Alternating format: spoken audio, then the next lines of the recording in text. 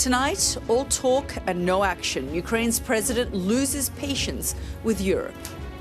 Volodymyr Zelenskyy left behind an energy crisis at home with thousands freezing in their homes to deliver a blistering takedown here in Davos. Instead of taking the lead in defending freedom worldwide, especially when America's focus shifts elsewhere, Europe looks lost. He described the endless rounds of talks as Groundhog Day, but did say documents aimed at ending the war will be ready soon.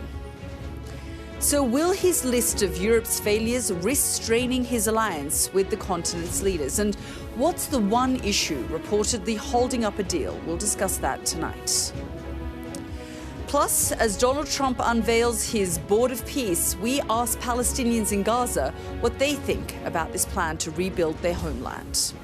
It's been a week of diplomatic drama and double bluffs. We'll sift through it all and ask what's changed after 72 hours in Davos. That's all coming up on The World with me, Yalda Hakim.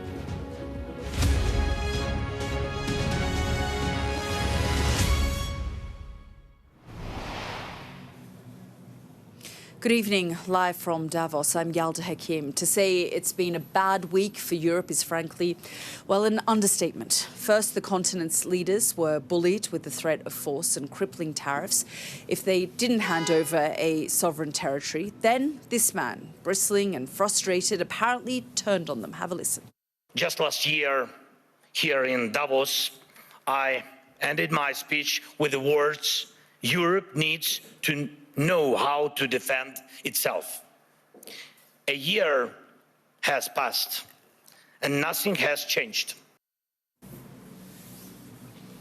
Of course, Volodymyr Zelenskyy made a calculation: anger Europe or get Donald Trump on side. With key meetings in Moscow and Abu Dhabi over the next 24 hours, he understandably chose the latter. More than 60 heads of state have passed through this ski resort in the past 72 hours. The most influential of them all is on his way back to Washington, having largely backed down over Greenland. Donald Trump trumpeted a framework for a deal, but no one seems to know what's in it. Just have a listen. I don't know what's in that deal. We are ready to negotiate a better partnership and so on, but sovereignty is a red line. But he's specifically spoken about ownership over Greenland. Has that now gone away? We didn't discuss it. It didn't come up last night. The Prime Minister of Greenland and the head of NATO, both with no details of this so-called deal. As ever, the US president has exposed the fundamental fragility of Europe, and in doing so, he got assurances Europe will do more on Arctic security, one of his key demands. So, as the continent's leaders convene in Brussels, their ears will be ringing, but they will be relieved. They'll have survived for now. But what happens next and the time after that? We'll have analysis from Moscow, Kyiv, Washington and Brussels coming up in a moment. But let's get started with our main report from Paul Kelso. Volodymyr Zelenskyy arrived in Davos on the last full day of a meeting dominated by talk of conflict, in which his was the forgotten war. A last-minute date to meet with Donald Trump came on the day the American president launched his pet project, a diplomatic club for compliant states that began as a plan to end the war in Gaza, the Board of Peace. The more urgent question in Kyiv is President Trump bored with Ukraine. What is your plan for Ukraine? What will you say to Volodymyr Zelenskyy today? As you know, today I meet with the president and we'll be discussing it. We're meeting with President Putin today or tomorrow. And some people are going over. And I think they're getting close. A lot of people are being killed. We got to get it done. A one-hour meeting with President Zelenskyy was Trump's final engagement. He left the Ukrainian leader, for whom US security guarantees are vital, to chide European allies. President Trump led an operation in Venezuela and Maduro was arrested, and there were different opinions about it, but the fact remains Maduro is on trial in New York. Sorry, but Putin is not on trial. Europe looks lost trying to convince the US president to change. But he will not change. President Trump loves who he is. And he says he loves Europe, but he will not listen to this kind of Europe. Volodymyr Zelenskyy has just finished speaking in the hall behind me, and he sounded like a man who has run out of patience. And perhaps little wonder, while European leaders here have been fixated on Greenland and Donald Trump, Ukraine has felt like an afterthought. Do you feel Ukraine has been ignored this week in Davos? It's not ignored. It's understandable that in Davos there have been a lot of different questions, challenges, you know, but it's just forget about the war, you will not solve the problem. Ukrainian business leaders have been in Davos trying to raise support for a country enduring its fourth winter of war and the coldest in decades, amid blackouts and heating failure. We cannot wait for outcome of this process. We need immediate reaction, and the only reaction is to force Russians to stop attacking energy infrastructure. What is the message to President Trump? It's very clear, not just to President Trump, to every president of so-called free world. Unity is very important. Divide and conquer. That's the rule to destroy someone was and still and going to be, and that's what Putin actually does. The day ended with Trump's envoys Steve Witkoff and Jared Kushner heading to meet Vladimir Putin in Moscow, as Ukrainian, Russian and US delegations prepare to meet in the UAE for the first trilateral talks. Thank you very much, everybody. After days of disruption and division, a deal apparently closer, but far from done. Paul Kelso, Sky News in Davos.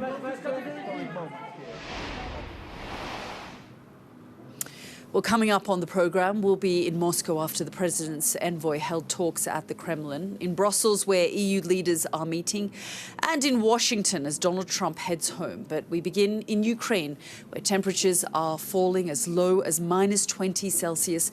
Our security and defence editor Deborah Haynes is in Kiev for us. And Deborah, I mean, it's -13 here, but the point for the Ukrainians is that, you know, they are dealing with constant airstrikes, constant attacks on their energy sector, and they're freezing while their president is here, angry at European leaders for not doing more to support Ukraine. Yes, and that feeling, that sentiment is very much echoed amongst Ukrainians that I speak to. Real frustration that the conflict here has been so sidelined in Davos with all that focus on Greenland. Real concern that the European allies, while they talk so much about being strong and rebuilding their defences, stepping up and supporting Ukraine, this country remains under Russian bombardment. And the Ukrainian energy minister tonight has said that today has been the most difficult day for the country's energy system since November 2022, when there was another horrific blackout. It means that following repeated strikes by Russia against, like you say, the power infrastructure here, there are literally millions of Ukrainians who are suffering from power outages, a lack of heating, a lack of water. There's been homes without water for days now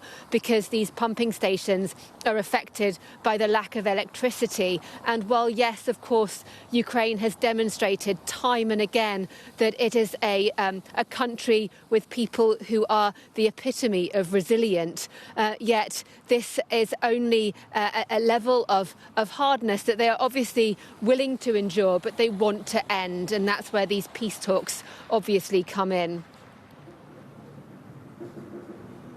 Well, let's go to Moscow and get the view from there and speak to our Moscow correspondent, Ivor Bennett. And Ivor, today we saw Steve Witkoff, Jared Kushner at the Kremlin with Putin. Of course, while many are sceptical about whether Putin is actually taking these peace talks seriously, the needle has moved a little bit with talks likely to take place in Abu Dhabi.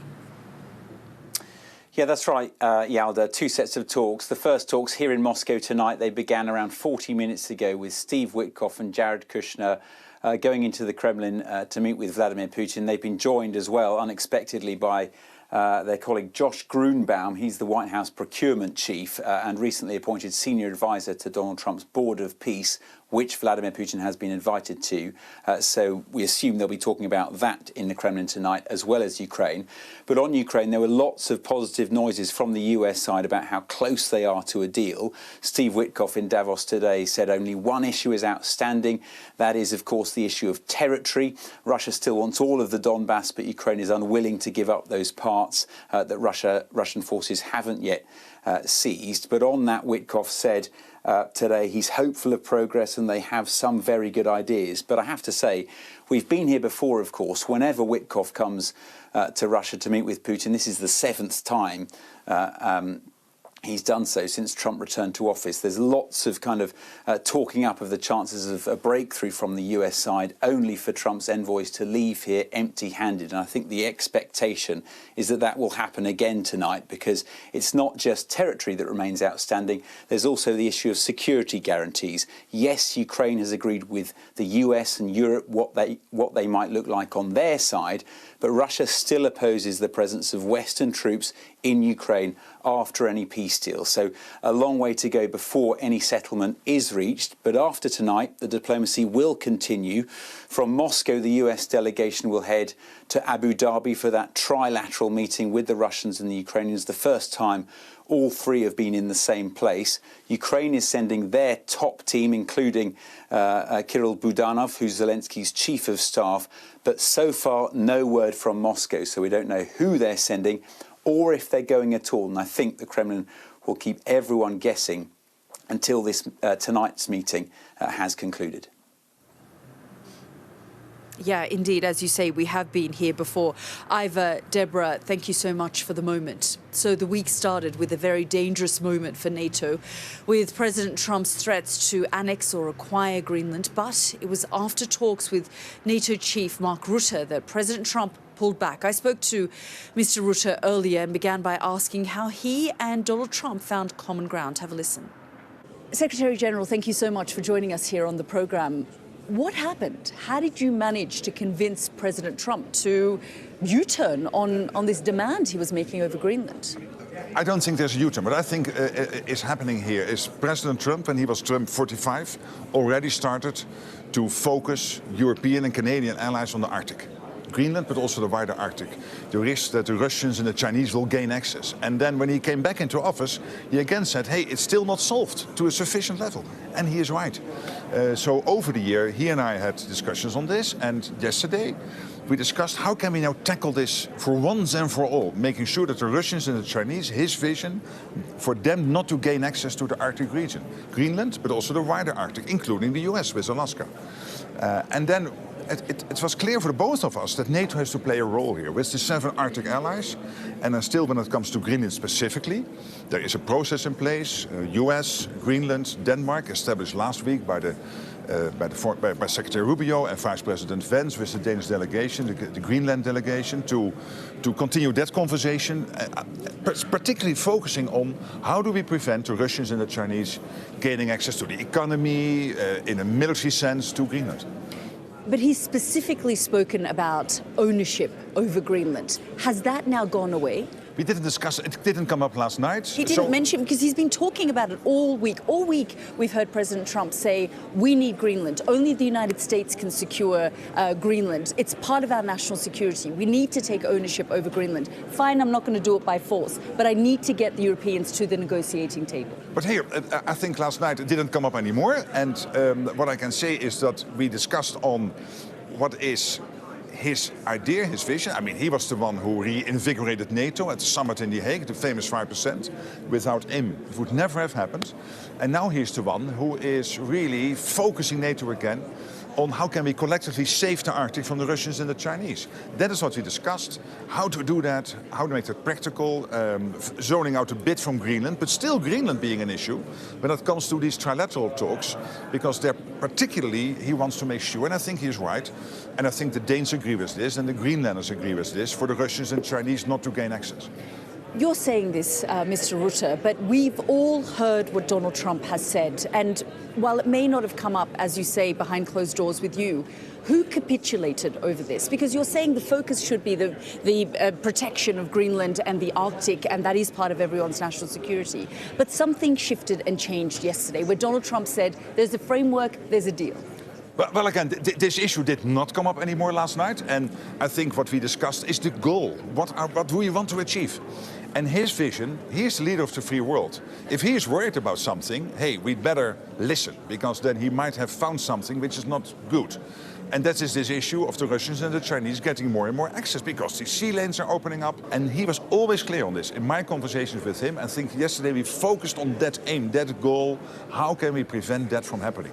And how can NATO collectively, under US leadership, as always, because the US is by far the biggest nation in NATO, how can we do this? So what are you going to do about European skepticism? Because while you're saying we need to listen, we need to focus, it has left a bitter taste in the mouths of European leaders. They've said Greenland is a red line, it's not up for sale. Well, again, I would say to my colleagues in NATO, let's focus on what we have to focus on. Two things are crucial now. One is to implement the decisions at the summit in The Hague.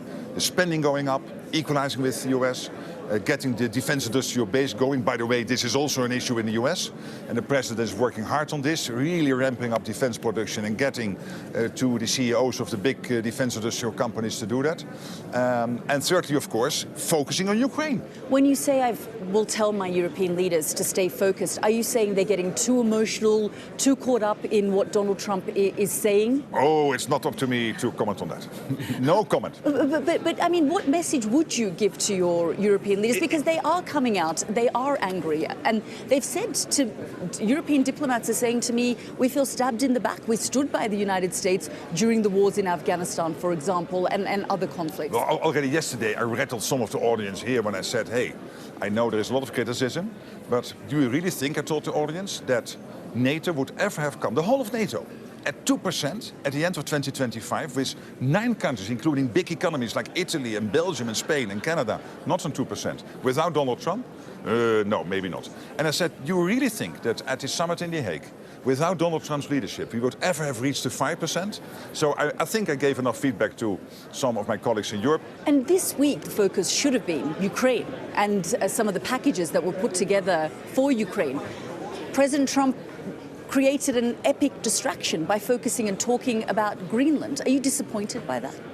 Well, again, I think he was right to get that debate going on how can we protect the Arctic, how can we make sure that the Arctic is safe. And I would argue that after saving NATO, he is now the one who has led the charge to make sure that collectively we will save the Arctic region. But you said that you want the #1 priority and focus to be Ukraine. Are you saying that Donald Trump, frankly, hasn't distracted by focusing on But there's all of always this an audience which has to decide how they will react to things being said. And I would tell my European colleagues, our focus has to be Ukraine, the Arctic, implementing the The Hague decisions. We have to build up our military, we have to build up our industries. This is President Trump's leadership. He is the leader of the free world. He leads the way. And he is by far the biggest ally in NATO, over almost 50% of NATO GDP.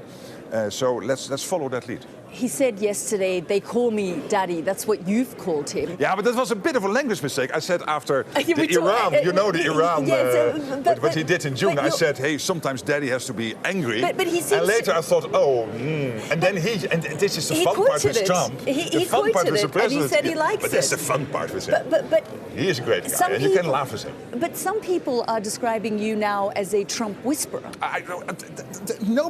Trump doesn't need whisperers. He needs... But have you found a way and a strategy? No, calling him daddy, you spoke to him yesterday. Why would I need to find a way if he's doing the right stuff?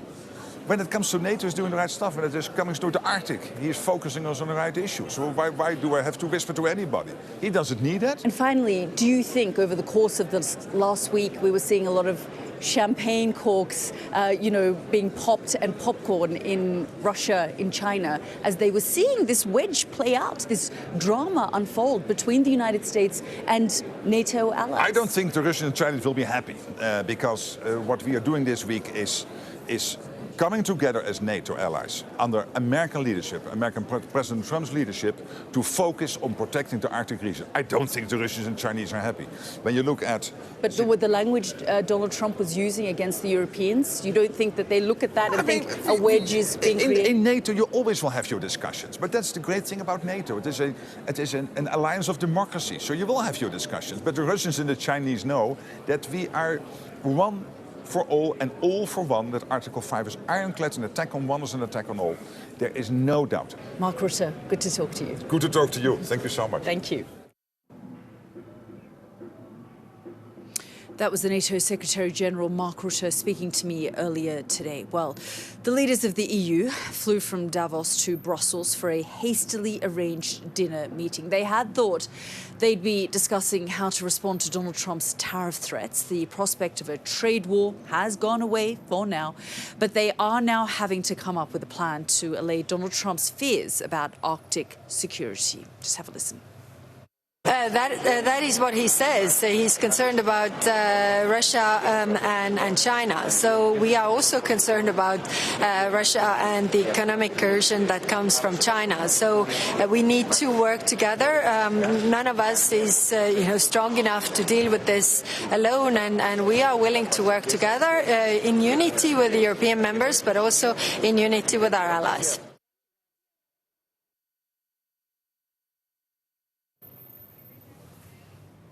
That was Kaya Kallas speaking a little earlier. Well, let's speak to our Europe correspondent, Alistair Bunkle, who joins me live from Brussels. And Ali, this presser is still potentially going on, this conversation that they're having as well. But European leaders have not had an easy week. First, they were basically dealing with the anxiety of Donald Trump arriving here and the threat to NATO as well as tariffs. And then, of course, this afternoon we heard from Volodymyr Zelenskyy, who berated them for not making fundamental changes when it comes to the security of his country and the wider continent.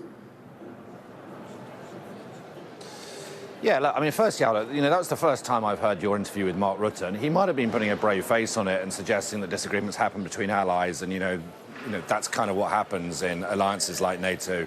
That is not how EU diplomats, EU leaders have been taking it this week. They have been rocked by what has been happening over the last few days. Later in that interview with Kaya Kallas, the EU Foreign Affairs chief, she told me that, quote, the relationship between the US and Europe has taken a real blow this week. So it has been a really serious crisis this week. Now, tonight, they're not popping the champagne corks like they might have been doing in Russia over the last couple of days, whatever the NATO Secretary-General might say.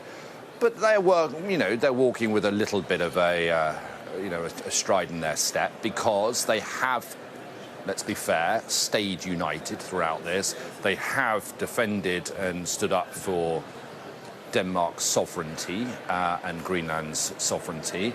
And ultimately, Donald Trump seems to have backed away from his insistence on owning Greenland for now. And I think it is the for now bit that really resonates, because this was supposed to be an emergency summit. It was called hours after Donald Trump threatened to levy tariffs against 8 European countries. And it was going to be the night where the European leaders came together and decided what they were going to throw back at the Americans by way of retaliation. Well, that threat has gone away for the moment. But what has not gone away, of course, is the US president and his unpredictability. And critics of European leaders, of which there are many, including Volodymyr Zelenskyy, I'll come to him in a second, will say that, the Union should have woken up long before this, maybe.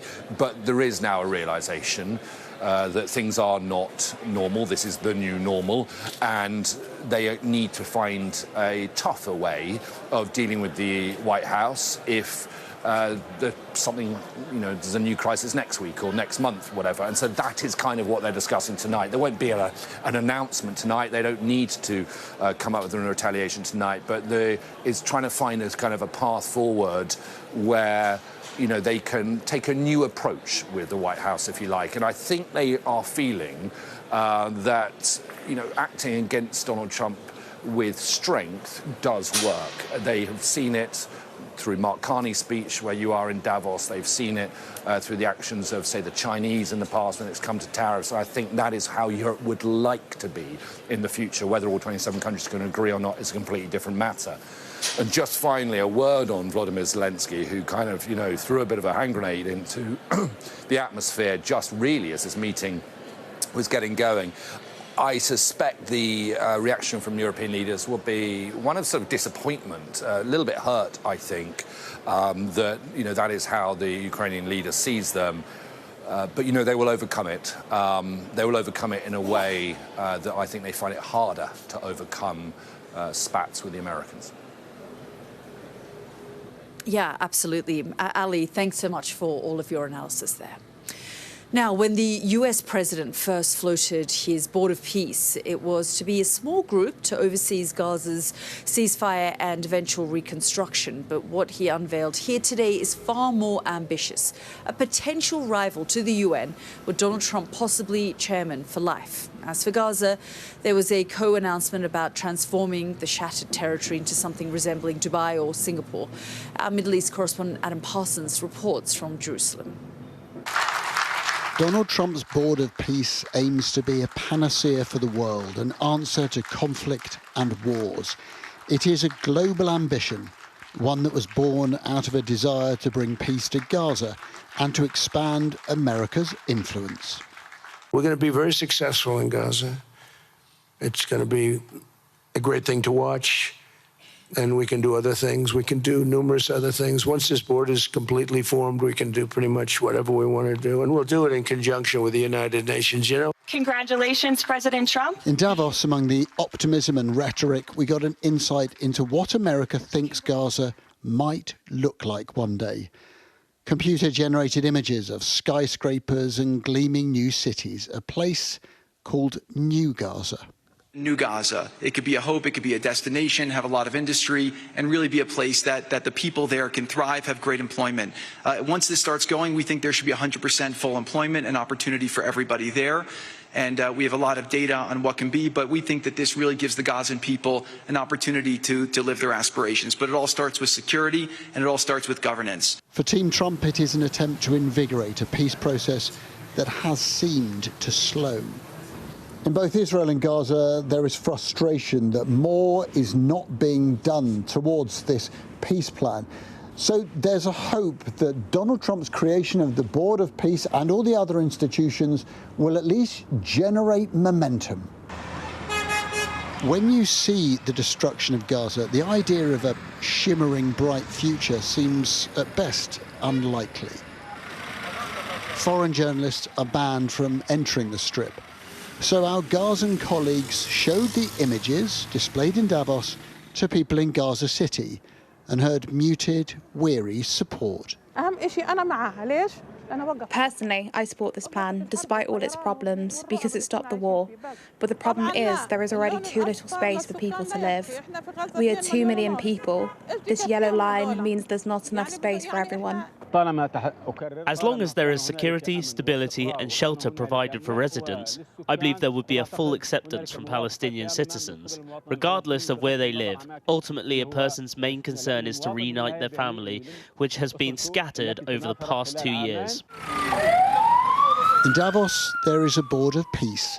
In Gaza, there is a desperate yearning for peace, a hope that the two things will go together.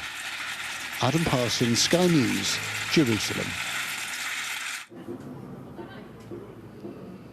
So where does President Trump's Board of Peace leave the future of the United Nations, which he's claimed is broken and ineffective? Trump says his peace board will work with the UN, but there are already questions about it becoming a rival. I spoke about it with the UN humanitarian chief, Tom Fletcher. As we speak, Donald Trump is launching his Board of Peace. I just want to get your overall thoughts on this because, of course, we knew it was going to be launched. He's done it here. He's brought on a sort of range of leaders, some who many are questioning, why is Vladimir Putin being asked to be on this Board of Peace? Why is Viktor Orban on that stage? There are a lot of wars out there in the world right now. There are lots of people who need humanitarian support, and so we need more conversations about peace. And I think if groups are coming together to discuss how we can actually end some of these conflicts, bring down the number of people in need, I'm all for that. The UN is still here. The UN is not going anywhere. We've got to deliver on our charter. We've got to get out there, end wars, save lives, and we're doing that. That's what I've been doing all week. I understand a big focus of the board will be on Gaza, which is welcome. You say the UN is here to stay, but Donald Trump has described the UN as weak, although he says he likes it, but he feels that many of the wars that he has resolved, the UN could have done. Is there not concern that his ambitions beyond Gaza for this board of peace does put into doubt the role of the UN going forward? No, I don't feel that doubt at all. Look, 6 months ago, the big concern was that America was disengaging from the world and becoming much more unilateral. Now I think we're seeing America wanting to play a part in ending so many of these conflicts. And that's a positive thing. If we get success, I think we should judge all of these efforts and all of our efforts on results. But look, I've had lots of conversations with the White House over the last few weeks, over the last few months, and they've been very clear that this is not about replacing the UN. They want us to be as effective as we can be.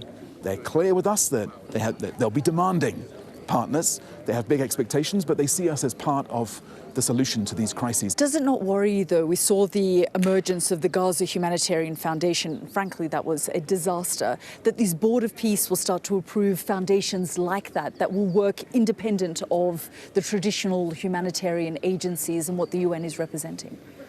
I'm not hearing that at the moment. And in fact, on the 29th of December, I signed an agreement with the US administration for $2 billion coming into the humanitarian sector based on priorities, based on needs, based on this plan we have to save 87 million lives. It's more people than died in the Second World War in 2026.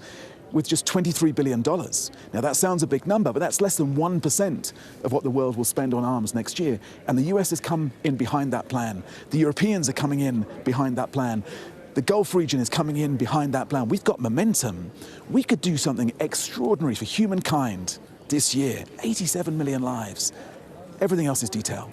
So it's detail that Vladimir Putin has been asked to join, or there's $1 billion membership fee for this?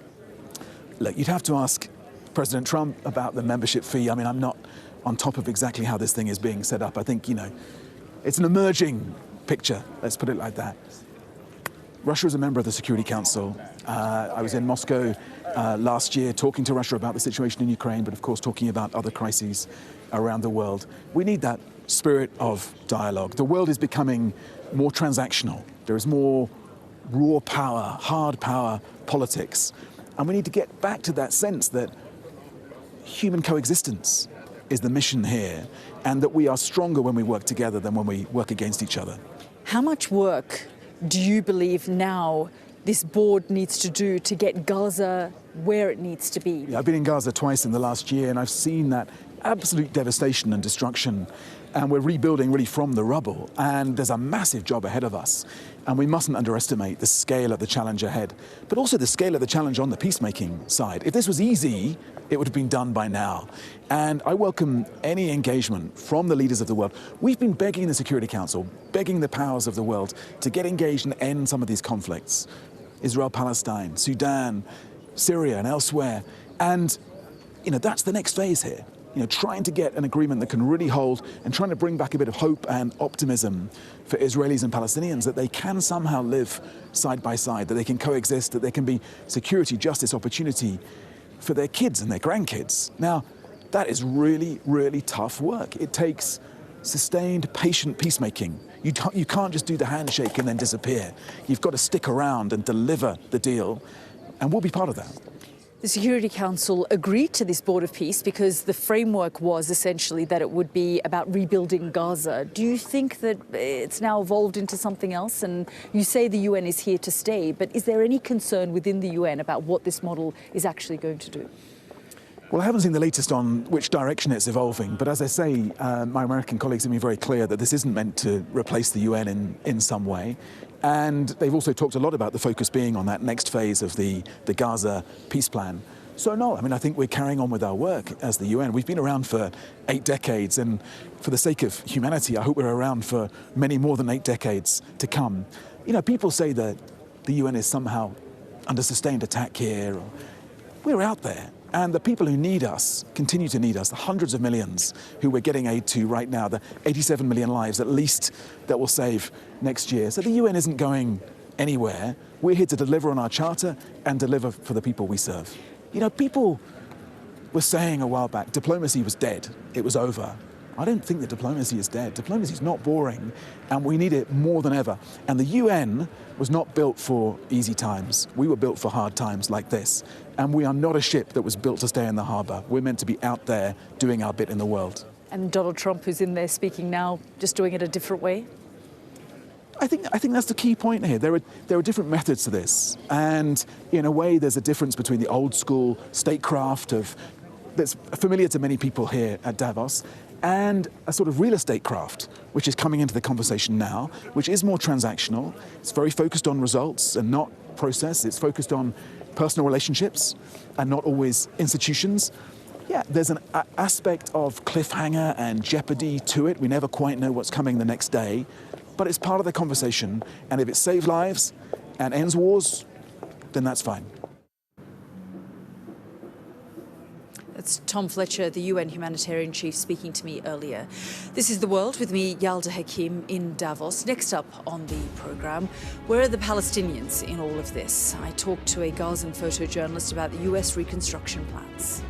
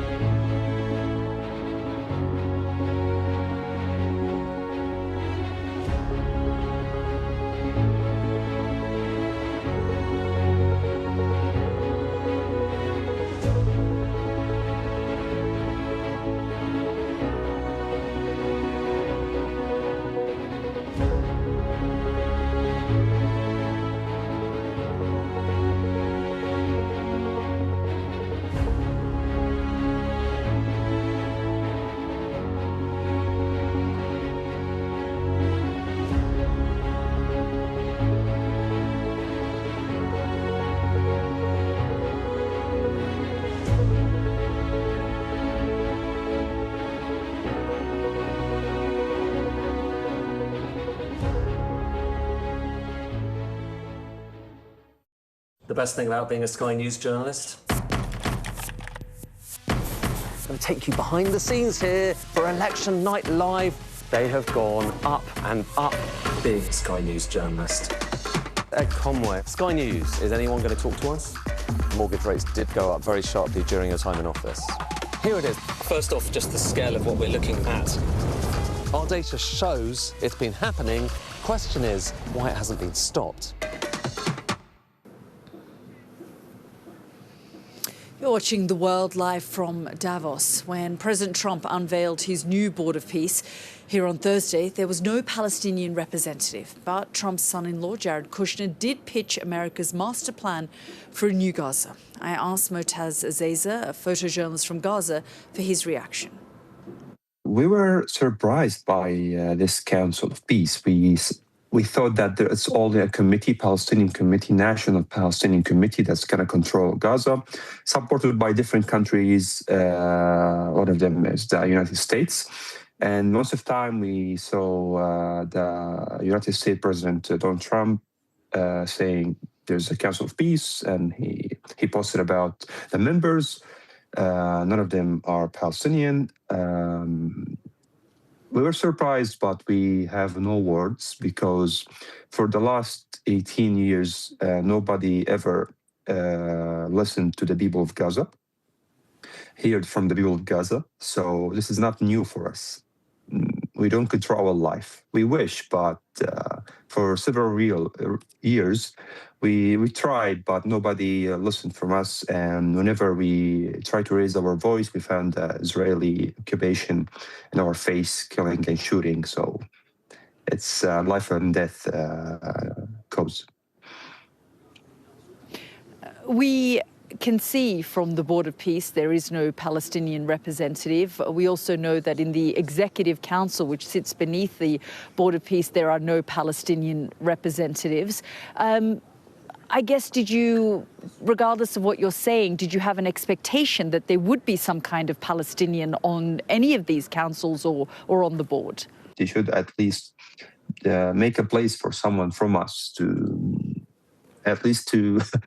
someone who know the community of Gaza, the Gaza Strip, the Palestinian community, because now we have some worries from this council that they are going to disconnect Gaza Strip from Palestine to make Gaza a state, as the deal of century of Trump, like years ago, when he wanted to push the people of Gaza to give us some areas from Sinai and forget about Palestine.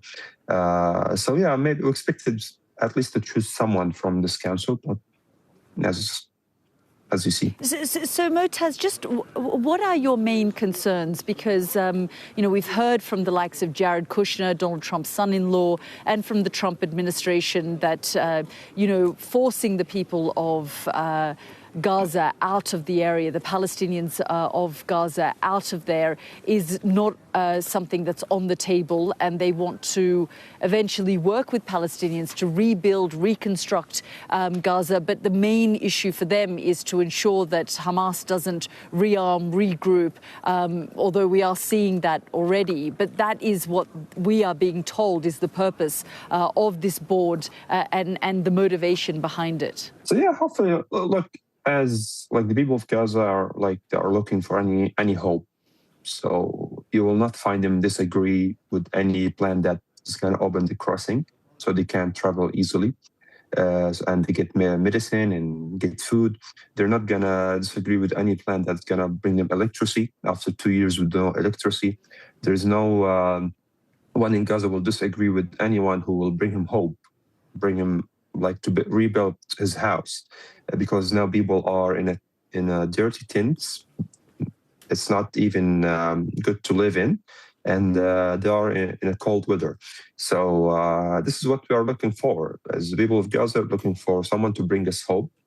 We are not in a position to disagree, even if it's about our life, our future. We don't have this option. Unfortunately, the world doesn't see us as they see each other, or as like they see the white people in the US. But so we're not in a position to disagree. We're waiting now. Just before I joined this interview, Dr. Ali Shad, the head of the National Palestinian Committee to run Gaza by the Council of Peace, he announced that the Rafah crossing will be opening next week. So everyone, okay, we heard this news hundreds of times that the Rafah crossing is going to open these days, but didn't happen. And at the same time, he's supported by the United States, this committee. But at the same time, Benjamin Netanyahu, the Prime Minister of the Israeli occupation, he say the Rafah crossing will not open until the last hostage body get back. So we don't know, we don't know. We just wait because we have our families, our friends, that people who need to travel for medicine, people who need to do surgeries, people who need food, people who need to follow their education scholarships outside. So we're just hoping something good for us.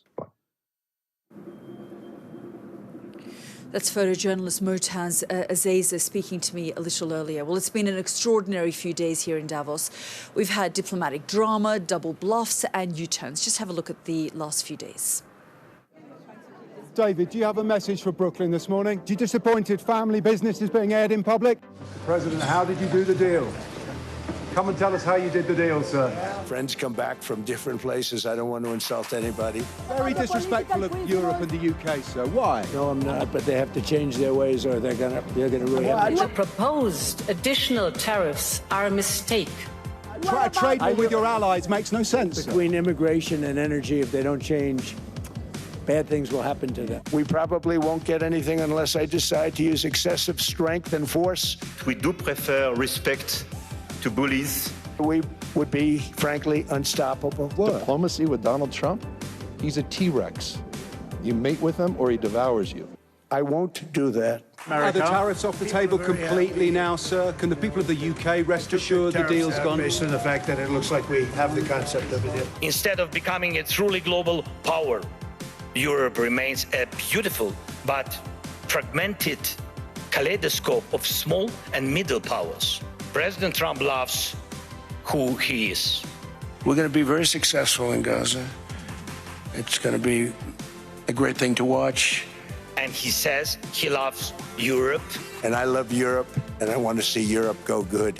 But he will not listen to this kind of Europe. Having heard for so many years that female politicians are too emotional to be the utmost leaders, and there has been a lot of emotions on the male leaders on both sides of the pond for the last few years.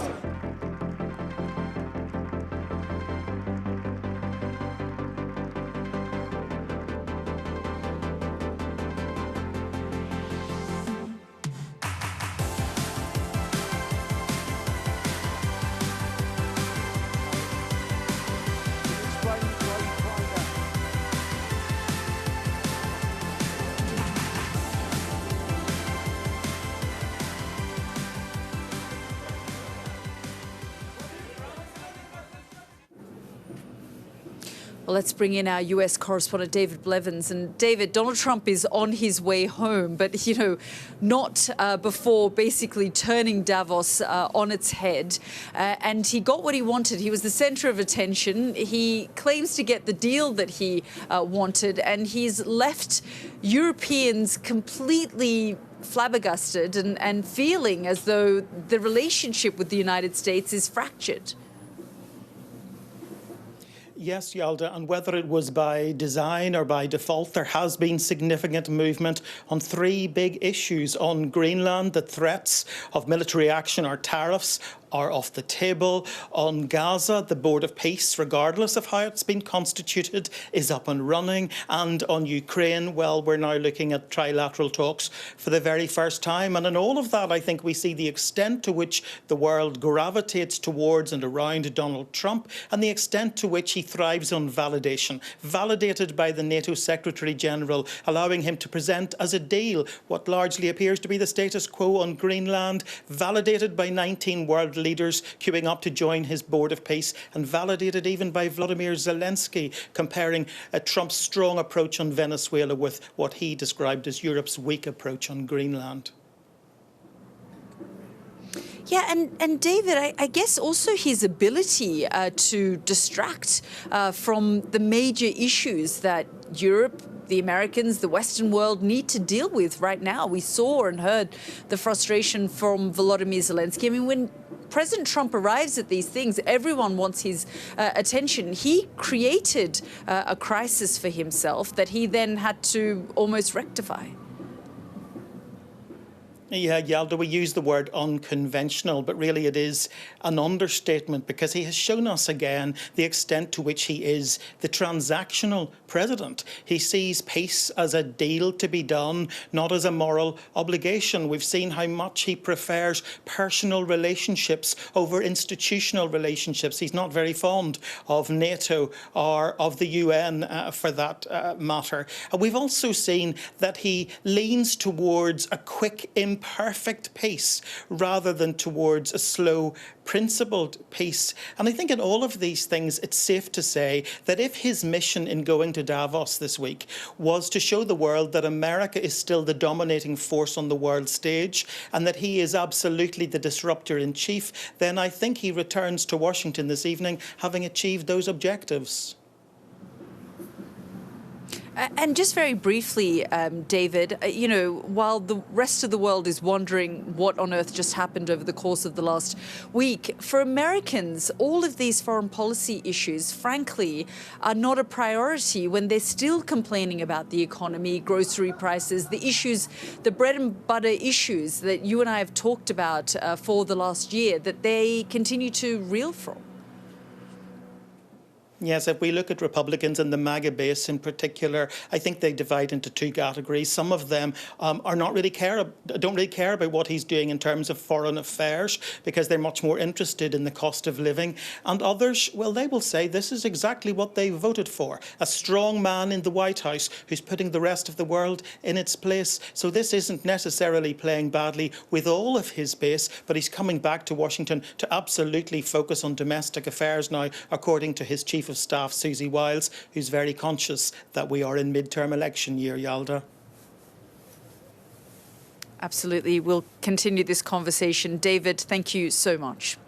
Well, let's bring in our Paul Kelso, who's been roaming the conference hall for the last, frankly, week. I have to say, Paul, I feel like it is your Davos. Who haven't you spoken to? You started your week with David Beckham. You kind of ended it with President Trump and everyone else in between.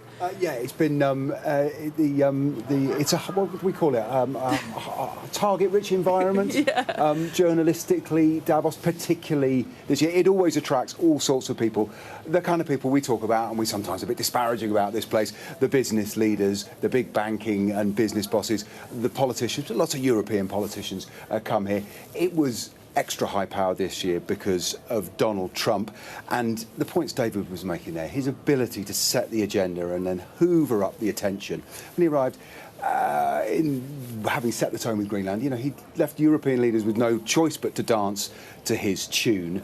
And whatever they might have come thinking they would be doing, and certainly the business leaders who came here thinking this was their opportunity to try and influence policy, put a word in here or there, that was all shoved to the side. So you had Trump as the centrifugal force of this whole affair, Zelenskyy eventually coming, which, you know, wasn't always nailed on, delivering some progress, it would seem. If Trump speaks to you and to the media, well, frankly, everyone else feels they need to too. So it's been absolutely fascinating. And there have been, I mean, Davos is always, I say, it's always lots of interesting people. It's always kind of crazy. But today I was standing, last night rather, I was standing waiting for Donald Trump, and we all, you know, 100 journalists watched Tim Cook, the chief executive of Apple, arguably the most powerful, influential company in the world, just walked through on the other side of the room, not unnoticed, but none of us were giving up our place. This afternoon, Elon Musk was in Davos. He gave a half-hour address in which he predicted there would be more robots than humans on the planet, and speculated on how much energy you get from burning Jupiter. I mean, it was very Elon Musk. We've barely even talked about it. That is the power of Trump, to displace everybody else, even names as big as that. Yeah, absolutely. And I guess, you know, there are thousands of business leaders here this year, and the organisers here are claiming 3,000 guests in total, something like over 60 heads of state. I'm sure on the sidelines, business leaders have gotten on with it and gotten on with the business of the day. Geopolitically, it's a bit confusing about what was actually achieved. Indeed, and the message as Trump arrived, talking to them and talking to people in the British delegation, businesses, and then more broadly, American banks and the like here, they all thought Greenland would probably blow over. They all thought we'd be walked up a mountain and come down somehow. They didn't expect it. The markets didn't move. They've seen Trump play this before, and they put their money on that happening again, and it did. I think the message they will take away, it's in business terms and economic terms, the same one as you've been talking about politically. You know, Europe got a hammering this week. It got it hammering politically, and it got a battering economically. You know, the Trump administration was here all empowered to be belligerent and talk about everything's changing. Globalization's dead. The way you do things in Europe is over. Now, last year I left and everyone said Europe was over. Actually, European markets did quite well. British economy and British markets, FTSE, did much better. There's a saying here, people say whatever the Davos consensus is wrong, and I don't want to take a stab at what it is tonight other than, you know, perhaps Europe will certainly hope it is wrong, because the way business has been done here, I think whatever might have blown over politically, some of the ruptures here and the messages about how America is going to do business with the continent, they will be long-lasting, and the repercussions will flow on. You know, that will not be a passing thing. Yeah, and just briefly, I mean, it really was, it felt like the populist Trump administration came to town to berate the globalist elite, and that was the motivation of the week. When it came to like concrete decisions around Ukraine, probably didn't really achieve much, and everything else. That remains to be seen. Yeah, and they did, and they enjoyed it. I mean, they were relishing it. We've seen Howard Lutnick. We've seen in that little best of highlight you put together. He has been. I mean, I've spoken to lots of people who've spent time with Howard Lutnick this week, and what can I say? He is. Shall we say he's encapsulated some of the bits of American culture that Europe finds harder to stomach. Yeah, absolutely. Paul, thank you so much. We're just listening there to Paul. This Davos has felt like no other, frankly. We have all come to these conferences in the past. They've been pretty straightforward, pretty staid. Certainly here at Davos, the focus has always been business. Maybe in the last 10 years, it's shifted to geopolitics. But when Donald Trump arrives in town, he shakes things up, and we'll have to wait and see the rupture between Europe and the United States. For now, good night from all of us here in Davos. The news at 10 next.